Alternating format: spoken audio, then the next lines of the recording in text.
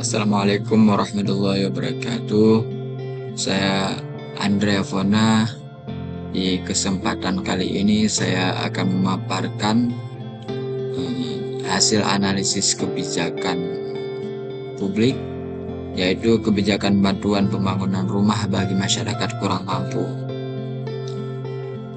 Kalau kita ngomongin soal kesejahteraan masyarakat, salah satu kebutuhan paling dasar yang sering kita lupakan adalah rumah yang layak.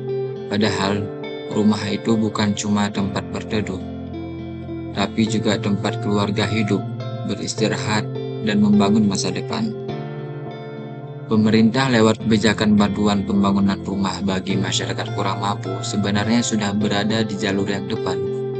Tujuan kebijakan ini jelas, yaitu membantu masyarakat berpenghasilan rendah supaya bisa punya hunian yang lebih layak dan aman.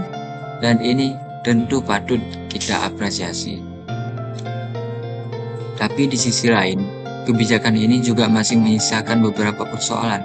Salah satu yang paling sering muncul adalah soal pendataan penerima bantuan. Di lapangan, masih ada masyarakat yang rumahnya sangat tidak layak, tapi belum pernah menerima bantuan.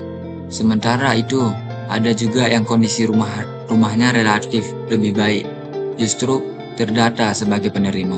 Ini menunjukkan bahwa sistem pendataan masih perlu diperbaiki dan diperbarui secara berkala. Selain masalah data, pelaksanaan kebijakan di lapangan juga belum sepenuhnya merata.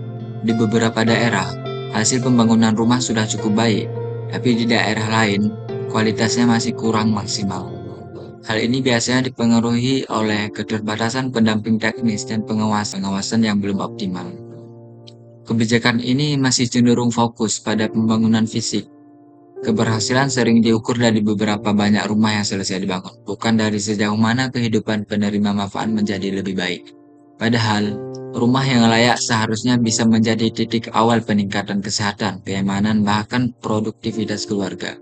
Ke depan, kebijakan ini akan jauh lebih kuat kalau tidak hanya berhenti di pembangunan rumah, tetapi juga dibarengi dengan pendamping dan pemberdayaan masyarakat. Dengan begitu, bantuan rumah tidak hanya menyelesaikan masalah jangka pendek, tapi juga membantu masyarakat menjadi lebih mandiri. Karena pada akhirnya bantuan